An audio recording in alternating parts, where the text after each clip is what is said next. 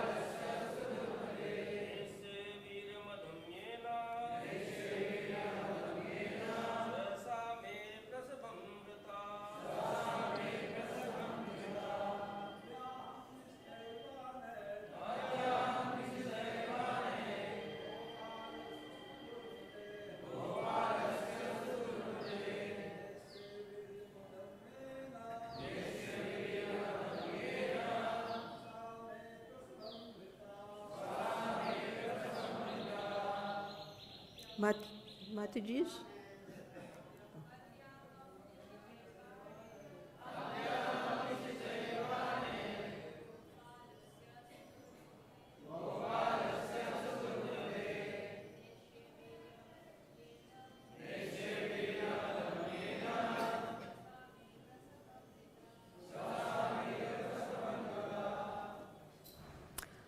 Adya, today. Aham, I. Nishitai, sharp. Bhanai, with my arrows. Gopalasya, of the cowherd.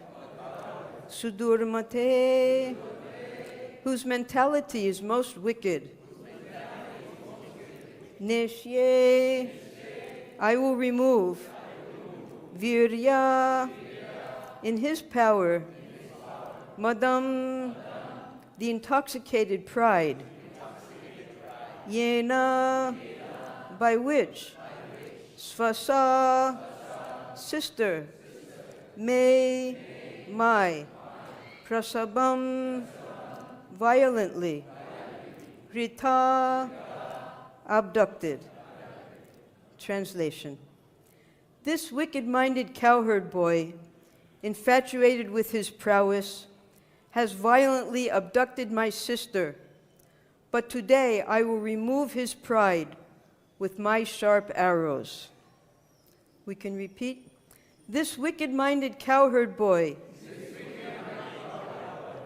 infatuated with his prowess, has violently abducted my sister, but today I will remove his pride with my sharp arrows. Purport. Srila Sridhar Swami explains that Gopalasya actually means of the protector of the Vedas, while Durmate means of him whose beautiful mind is compassionate even toward the wicked.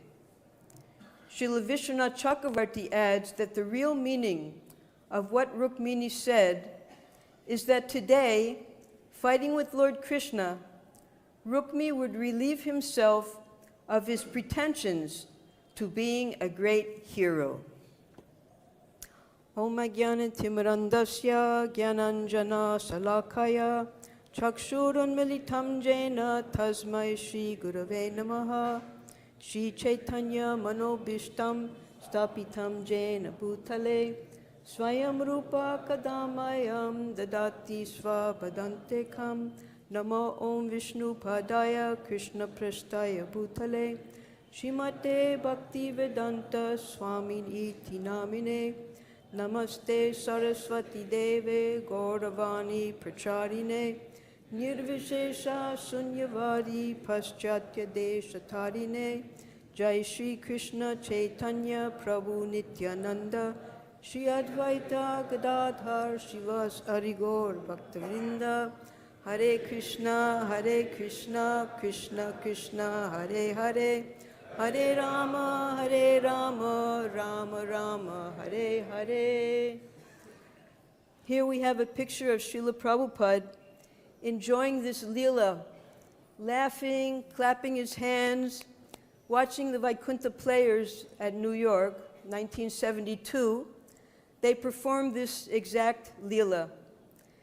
And Prabhupada, surrounded by all of his disciples there, he was just enjoying so much hearing, watching the devotees, Rasagya, who Prabhupada, after seeing this play at the grand opening in 1975, he specifically asked the Vaikuntha players to come and prepare 5 plays, one of which was this play. And it was performed here in the courtyard. And then, just after that, Srila Prabhupada told us that he wants these plays performed every night here in our courtyard that would attract the devotees and the visitors. We haven't done that yet. Not every night. We do have some dramas, but... We have daily dramas. But this was Prabhupada's desire because he enjoyed this play so much. Especially, he loved it when the kings fell off of their horses. He was clapping and laughing. So that's catching Prabhupada there when he was enjoying that play. So this particular drama of Krishna's Leela, one time Panchagoda Prabhu, he asked, is this the same Leela every single time Krishna appears? It's not mechanical and static like that. And Rupa Goswami, for the pleasure of Sri Chaitanya Mahaprabhu and his associates headed by Ramananda Roy, he took this particular drama and he made a most beautiful play out of it called Lalita Madhava. And Vishwanath Chakravarti, he explains that the particular Leela that Rupa Goswami is describing does not exactly correspond to what we're reading in the Srimad Bhagavatam, because it happened in a different kalpa. So it's the same Leela. Now here they've named the chapter The Marriage of Kṛṣṇa and Rukmini, but Prabhupada named the chapter Kṛṣṇa Defeats the Princes. It was a chivalrous chapter. Now Kṛṣṇa, remember, it wasn't Krishna's idea that he kidnapped Rukmini. It was Rukmini's idea. So therefore, just to satisfy his devotee, he came to Kundina to kidnap her. So when Chaitanya Mahaprabhu and Ramananda Roy were watching, they were reading this play that Rupa Goswami had written. There were so many beautiful verses in it, all in Sanskrit. But the dialogue was in Prakrit. It was in the language that the people actually spoke at that time. The Sanskrit slokas were just magnificent. And what Rupa Goswami did was he took this same Leela and he went deeper into the meanings and the reasons why all these things happened. So we will do that today to understand where we are at this point in the Leela when Jarasandha gives up. Actually, he becomes stunned on his horses and he flees just like a jackal running away.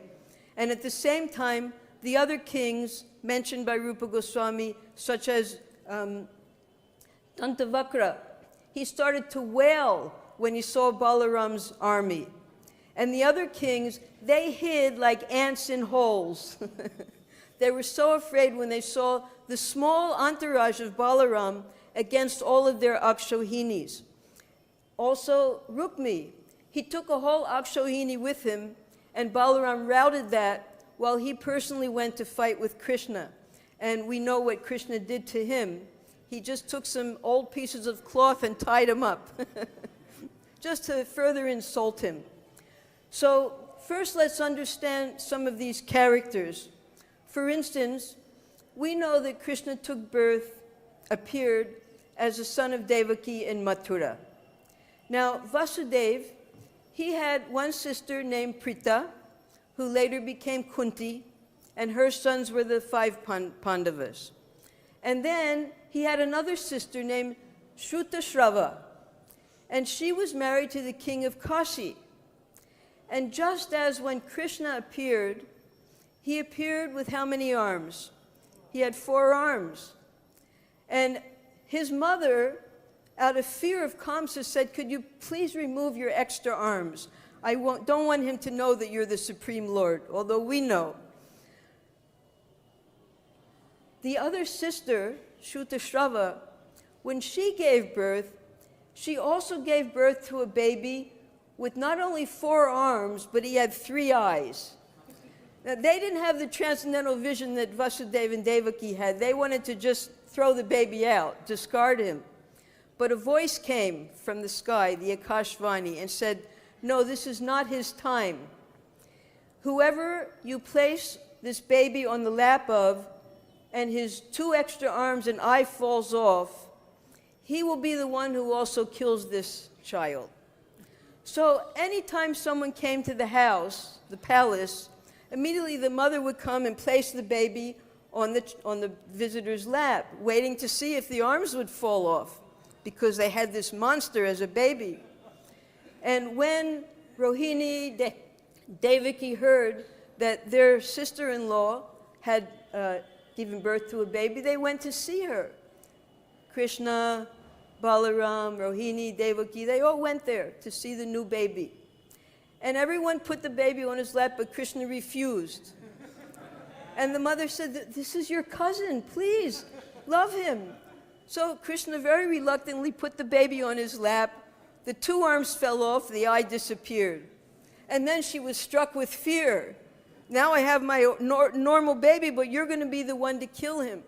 So she prayed to Kṛṣṇa, "Please, forgive my son for any offenses." And Kṛṣṇa promised her then, 100 offenses I will forgive him. So that was fair. She felt, how many offenses can you commit? But this Shishupal was so envious. And when Shrutashrava went to her brother's house, Vasudeva, after Vasudeva got out of prison, she heard what had happened in Gokul during Krishna's stay there for 11, 12 years. Gargi, that's the sister of Marumangal, they had all lived with Kṛṣṇa and Balaram in Vrindavan. They knew all the secrets of Braja. And Gargi, she told Shrutashrava these secrets. Now, what were these secrets? The secrets were that when Kamsa heard that the baby had already been born by Durga Devi when she flew up in the sky, she also told him that 8 beautiful girls would be born at the same time, and 2 of them would marry Kṛṣṇa. So Kamsa was not only afraid of the boys that had born within the last 10 days, he was also afraid of the girls. So he called his minister Putana. She was a pichachi. She ate children. That was her menu. he told her, you fly all around and you kill the boys that have just been born and you kidnap the girls. Now, when a pichachi kidnaps a baby, it usually means that she eats them. That's what they do. But what she did, because there were so many girls, she went to the kingdoms, the different kingdoms around Bharatvarsha.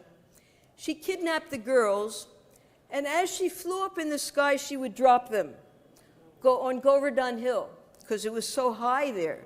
She thought they would just die there as they dropped from the sky. As she dropped them, the gopas and the gopis underneath were catching the babies.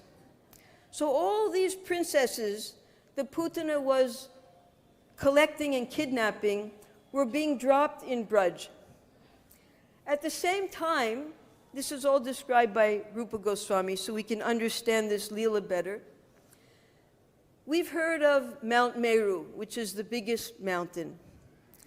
And we've also heard of the Himalayas, which is the biggest mountain here in Bharatvarsha. And then there's a hilly range called the Vindhyas. And that's where Mother Durga lives eternally, in Vindhyachal. So Durga was living there, and the king of Vindhya, he was envious, first of all, of Meru, and we've heard that pastime. When he was envious of Meru, he started to grow and grow, and then finally the sun couldn't get to the northern side of Bharatvarsha. So Agastya Muni came and said, you bow down, I'm going to the south. When I come back, then you can get up again. So Vindhyachal bowed down, and Agastya never came back. So Vindhyachal stayed down. Then he became envious of the Himalayas, his brother, because king of the Himalayas, his daughter was married to Lord Shiva. So he had a very powerful son-in-law. So Vindhya, King Vindhya, he prayed to Brahma that I want a son-in-law more powerful than my brother Himalaya. Everyone was surprised that so much envy could go on even amongst the mountains, amongst the brothers. So he was envious of his brother. So Brahma, in order to satisfy his devotee, he told Yogamaya that their two sisters, they live in Braj. They're in the wombs of Chandrabhanu and Brishabhanu. You take these babies, you put them into the womb of the wife of Vindhya. Those daughters will marry Kṛṣṇa in the future, and we all know that Kṛṣṇa was able to conquer Lord Shiva in the battle with Banasura. So that will satisfy Vindhya. So the babies were placed in the womb, the babies were born. Putana flew, kidnapped those two babies. When the Brahmins saw that Putana had kidnapped these special babies that were given by Lord Brahma, they started to perform mantras in a fire sacrifice to kill Putana. And she started to flee, and she had these babies with her. She not only had those babies, but she had 5 other baby girls in her lap flying. So as she flew, if you see on the map, the Vindhyas are right near Vidarbha. And Vidarbha is on the Varada River. So she dropped one of those babies into the Varada River. And that was Chandravali. When she dropped Chandravali into the Varada River, Bhishmaka found her and adopted her. Then she dropped all the other babies. When she died in Braj, she still died in Braj, Purnamasi, she found all these babies in her lap, and she distributed them to the gopas and the gopis here in Vrindavan. But she kept Radha specially for Mukara. Mukara was the nurse of Yashoda. And she said, Mukara, this is actually the daughter of your son-in-law, Brishabhanu. You take her and give her to Brishabhanu and Kirtida. So that way, Chandravali was in Bhishmaka's hands. Radha was here. And the other gopis, Padma, Shaibya, Lalita, Shamala, they were all distributed here. Now, how did Chandravali get to Braj? Durga Devi in Vindhyachal. We've all heard of Jambavan. So he had two residences. Sometimes he lived in Vindhyachal in the mountains, and sometimes he came to Govardhan. So Durga Devi told Jambavan, you go to Vidarbha, you get that baby and bring her back to Braj with all of the other gopis. So he kidnapped Chandravali, who was, by that time she was named Rukmini by Bhishmaka, and brought her here to Braj for her to grow up. So now all the gopis were here. There were 16,108 gopis all here by the arrangement of Yogamaya, by the arrangement of Purnamasi, same person. And they grew up. Now, Shrutashrava, she explained to her son, Shishupal, all these secrets of Braj. And Shishupal, he decided that he wanted to marry Rukmini, who was Chandravali. So later, there's much more to go on because Kṛṣṇa then decides to leave and go kill Kamsa, and then all of the Brijbasis that we've read about are thrown into so much torment out of separation. According to Rupa Goswami, in the description of this Leela, because Chandravali was so distraught, she fainted. They brought Chandravali in front of the chariot to stop the chariot from moving. Radharani, she came. She started to eat the grass in front of the chariot, keep the grass in her mouth, praying to Balaram, please keep Kṛṣṇa here. Many, many details, further details of this beautiful Leela. And then when Kṛṣṇa finally leaves and goes to Mathura, he's suffering and the gopis are also suffering. When Kṛṣṇa kills the wrestlers, the husband of Chandravali, here in Braj named Govardhan Mālā, he was one of the wrestlers, Toshala. So Kṛṣṇa also killed Govardhan Mālā at that time. So Chandravali didn't have a husband at that time. Now, Rukmi, he heard from his friend Shishupal that Chandravali is actually his sister, Rukmini. So Rukmi secretly came because now Chandravali had no protectors whatsoever. Kṛṣṇa had gone to Mathura. He was indifferent to the gopis at that time. And Chandravali's husband had died. Rukmi came and secretly stole back Chandravali and brought her to Vidarbha. These are the same people, Chandravali and Rukmini. And he kept her there with the intention that Shishupal's desire would be fulfilled. Now Shishupal, he considered himself very beautiful, handsome, very qualified. He sent Rukmini a love letter. Now what Rupa Goswami does is, he takes his love letter.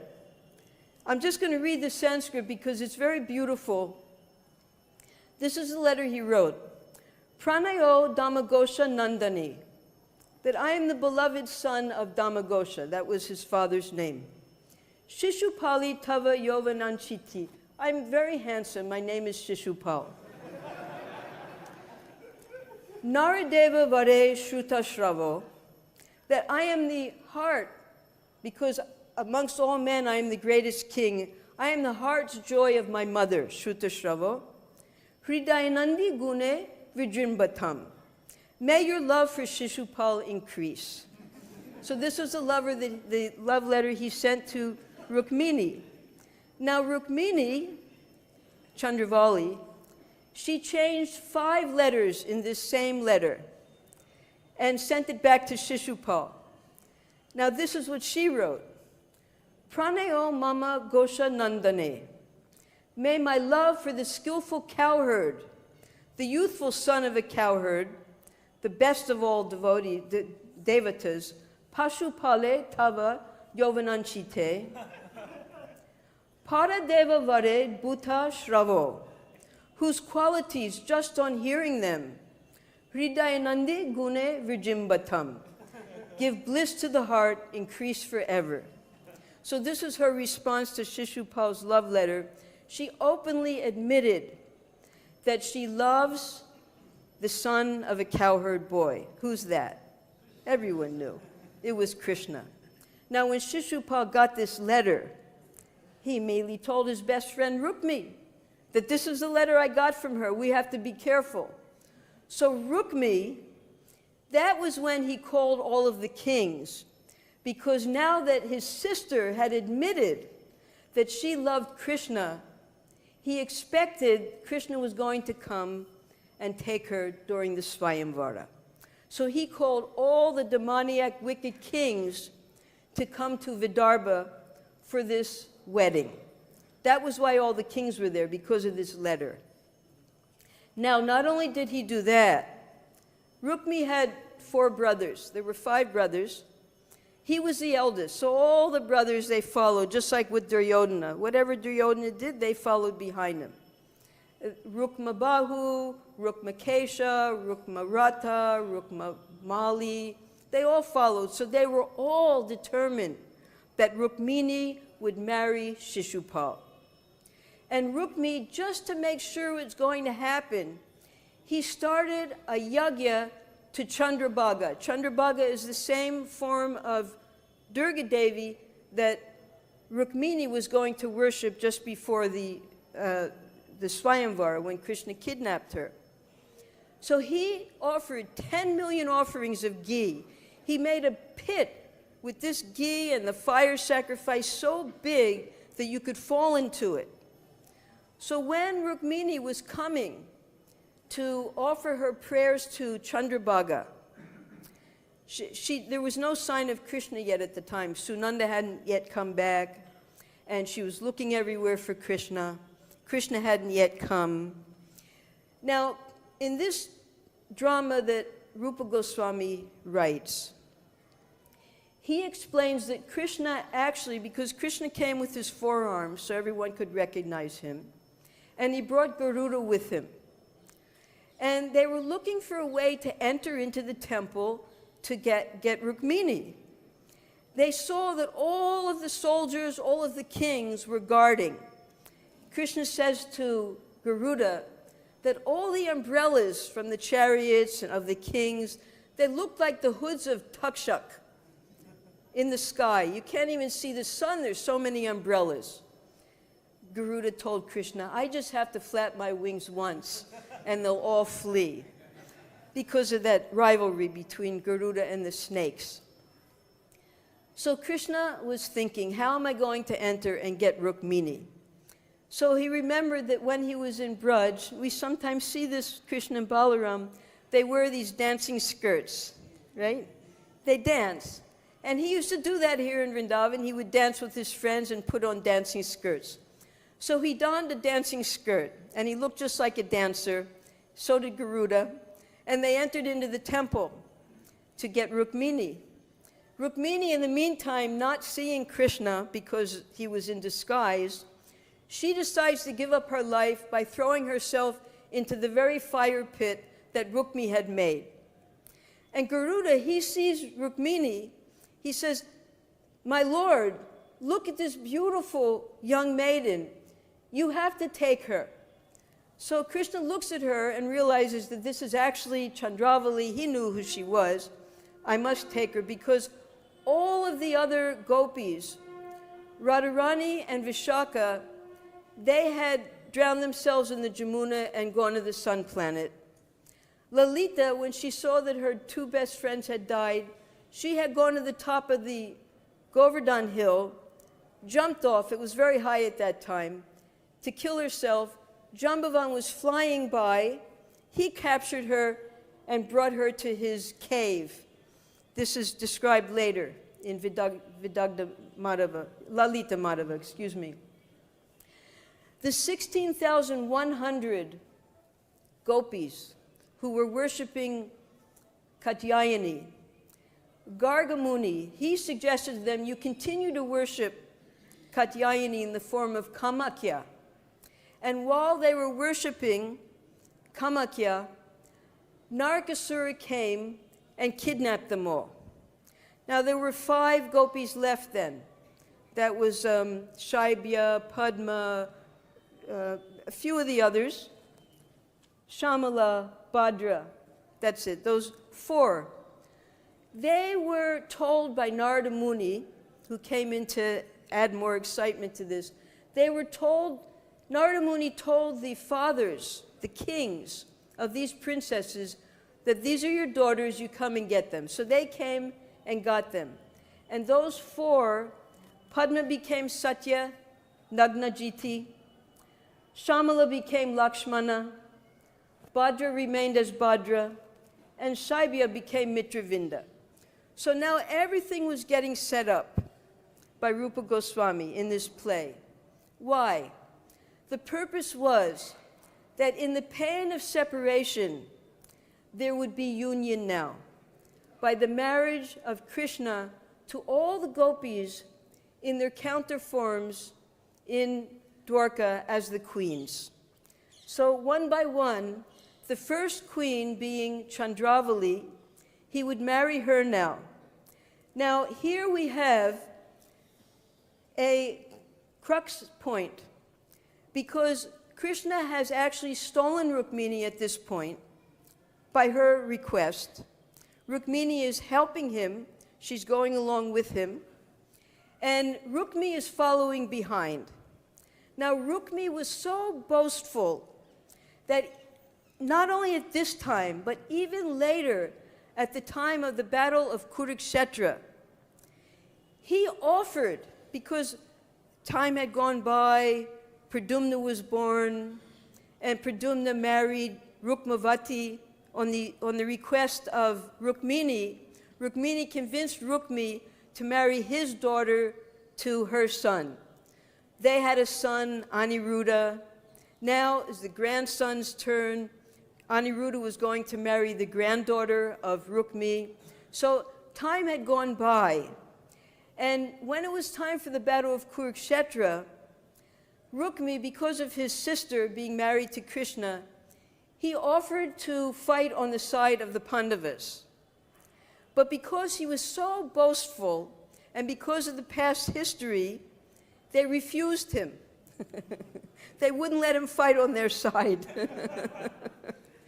And when the Kauravas heard that the Pandavas had rejected Rukmi, when he went to the Kauravas' side, they said, we're not going to take the refuse of the Pandavas. So he didn't get to fight in the Battle of Kurukshetra. So later, we'll read, this goes on and on. Later, because he could not give up his enviousness, he could not give up his wicked nature, his crooked nature, he later insulted Balaram. And although Balaram actually saved his life at this incident, because Kṛṣṇa was snipping off his mustache, his hair, shaving him this, just to disfigure him and dishonor him. And Rukmini was praying to Kṛṣṇa, please don't kill him, he's my brother, whatever he's done, you please forgive him. When Balaram came and saw what Kṛṣṇa did, he chastised his brother. He said, he's our family member now, you can't do this to him. He's a Kshatriya. But you hear here, what in this verse number 22, how he's insulting Kṛṣṇa. This is the caste discrimination. He's just a cowherd boy. What does he know about fighting? He's a sudurmate. His wicked mind, bad-minded person. His mentality is most wicked. He's calling Kṛṣṇa wicked. So, of course, the acharyas, they turn it around. That Gopalasya actually means the protector of the Vedas, and Durmate means of him whose beautiful mind is compassionate, even toward the wicked. So now Kṛṣṇa is going to show his compassion. Balaram, he unties Rukmi. Rukmi, he's so ashamed because his whole Akshohini has been killed. All of his friends have dispersed, gone back to their kingdom, especially when they saw they're all fighting, and Shishupal was completely incompetent. He wasn't fighting. He was having all of his friends fight with Kṛṣṇa. So they dispersed. Then Rukmini, because he made this boastful vow that I'll not return to Kundina unless I kill Kṛṣṇa, he stayed right at that place where he had been dishonored. And he made a new kingdom called Bhogavata. And there, that became the kingdom of Vidarbha. And he built up his kingdom there. Finally, this was his new kingdom. This is how he was able to save face.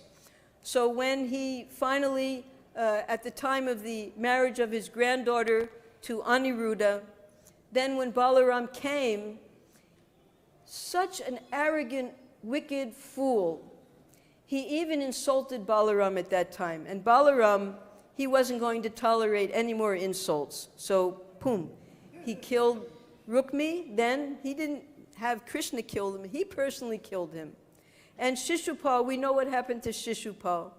Shishupal, who was the last appearance of Jai and Vijay, Shishupal, he maintained such a raging hatred for his cousin Kṛṣṇa that when at the time of the Rajasuya sacrifice in Hastinapur, when all the kings were invited, Shishupal also came. And when the Pandavas elected Kṛṣṇa as the chief guest of honor to be worshipped as the Yajyaman, Shishupal just could not tolerate the insult to himself that this rascal cowherd boy was going to be worshipped when so many great sages, saints, Vedavyas, Narada Muni, all the great kings of the world were assembled here. So he starts blaspheming Kṛṣṇa. 1, 2, 3, 4, Krishna's counting. Then he run out of things to say about Kṛṣṇa. He starts blaspheming Bhishma Dev, Bhima, the Pandavas, up to 100, and then it was all over. So we have a beautiful description here of Kṛṣṇa's pastimes, thoroughly expanded and elucidated by Rupa Goswami, perfectly enjoyed by Srila Prabhupada, and even more enjoyed by Rupa Goswami and Ramananda Roy, who appreciated these two plays so much. So now as we're listening, we have to always remember that there is nothing static or mechanical about Kṛṣṇa's pastimes. These pastimes are going on eternally in each kalpa of Brahma's day when Kṛṣṇa appears. And there are always differences in these pastimes. And by hearing from the 6 Goswamis, by hearing from the great acharyas, and from the Puranas, we can relish more and more each one of these pastimes and go deeper and deeper into who these personalities are, how Kṛṣṇa is able to pull the love of his devotees with these pastimes, and how just by hearing, an example is given in this play, that when Kṛṣṇa was separated from all of the residents of Braja, Purnamasi saw him suffering so much. So she called Bharat Muni, and she asked Bharat Muni to make a play specifically about Braj Leela. Bharat Muni gave that to Narada Muni. Narada Muni, previously being a Gandharva, he was related to the Gandharvas. He gave it to the head of the Gandharvas, Tumburu. Tumburu, he made this beautiful drama to be performed in Mathura. And Kṛṣṇa was watching the drama. When he saw this drama, and this drama is about Srimati Radharani, Srimati Radharani was played so perfectly that he stood up out of the audience and ran to Radharani to embrace her, and they had to all pull him back. No, it's just an actress. You can't embrace her. And when Mukunda had a terrible, a guilt complex, because Mukunda saw Radharani and Vishaka enter the Jamuna. She tried to enter the Jamuna because she saw her granddaughter was disappearing. A voice came from the sky, no, now's not the time, they're going to be united, you just wait. So when Mukurta saw Radharani in this play, she also ran to embrace her. So Kṛṣṇa was enjoying these dramas, this drama that Purnamasi had arranged so nicely. And it was at this time, after he had seen this play, and he saw, it was just beautiful. This is the drama where Kṛṣṇa, he dresses up as Abhimanyu, so he's able to spend so much time with Radharani. And Kṛṣṇa hears in the audience, he's hearing the abuses of the elderly women in Braja. Jatila, she says, Kṛṣṇa, you're just a black snake, and you've come to bite all the young girls in Braja. Who will you bite today? And Kṛṣṇa, he was named Madhava in the play. He said, oh, fat lips, I've come to bite you, the witch of Braja. And Kṛṣṇa's just enjoying so much because it brings him right back to where he actually performed these pastimes in Braja. So these dramas, this is why we have to have dramas here. Prabhupada wanted it, because these dramas bring the leelas to life. We're hearing, and then we can enact. And the way Prabhupada recommended that we perform these dramas is, and the way it was performed here, we don't have to memorize our lines. We have players. And the players, there's a narrator. And the narrator tells the story as the dramatists perform the play. And that way, every single night, we can be performing these dramas for the pleasure of Krishna Balaram, Gaura-Nitai, Radhashyam Sundar, and all these leelas will then come to life for us here in Vrindavan. Jai. Okay.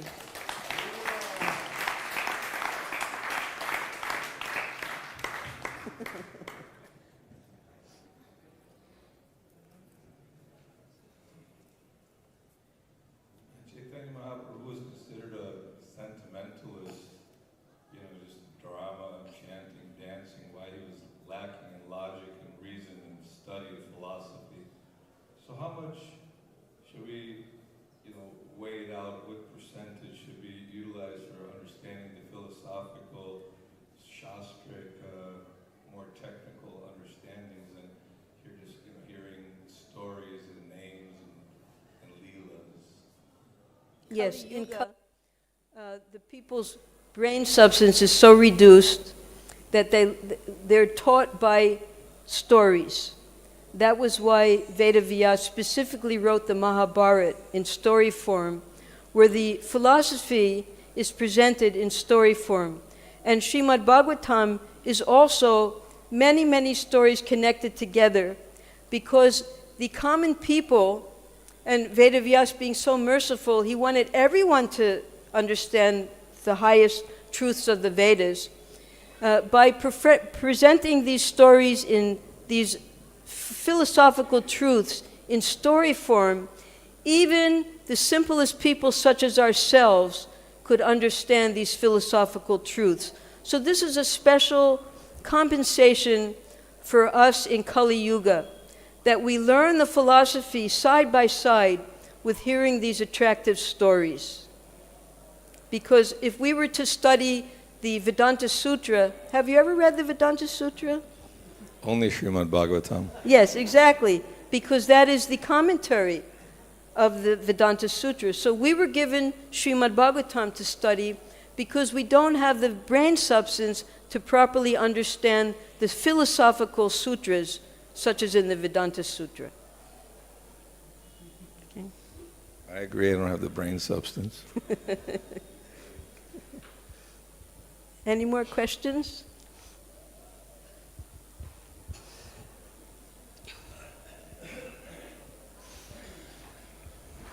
Hare Krishna, Mother. Thank you so much for the wonderful description. In Lalit Madhav drama played by Rup Goswami written, Kansa knew that husband of Radharani would be the Mahadev Vijay. Yes. He will be. Yes. So what I read, that he ordered Putana to bring those girls, and particularly these girls, so he wanted to marry them. Yes, he did. Yes, he did. That's right. That's why he sent Shankachura. That's also part of the play, but it's not. It wasn't exactly related, and there's time limit. And then when Vindhyachal saw these two girls being kidnapped by the Putana, Yes, he told the Brahmanas to chant the mantras, the Rakshas Marg Tantra. yes, So with that, the power of Putana became so right. that right. she could not hold these babies, Right. and they got dropped over there. That's what I right, remember. exactly. Thank you. Hare.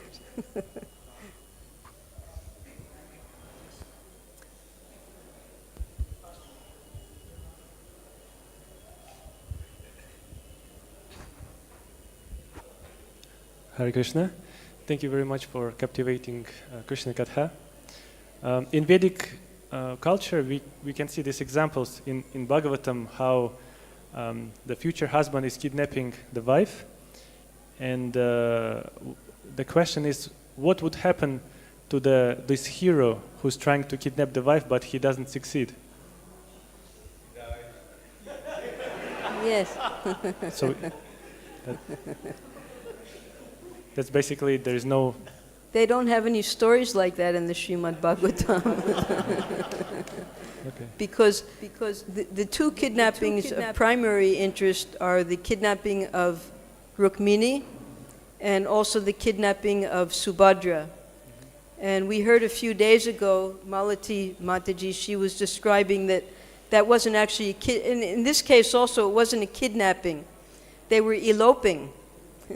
The princesses wanted to be taken away by the particular grooms. So it wasn't real kidnapping. It was combined. It was consensual, they call it. Yeah, one who attempts to do it and fails. We don't have those stories in Bhagavatam. So I can't give you an answer. I'm sorry.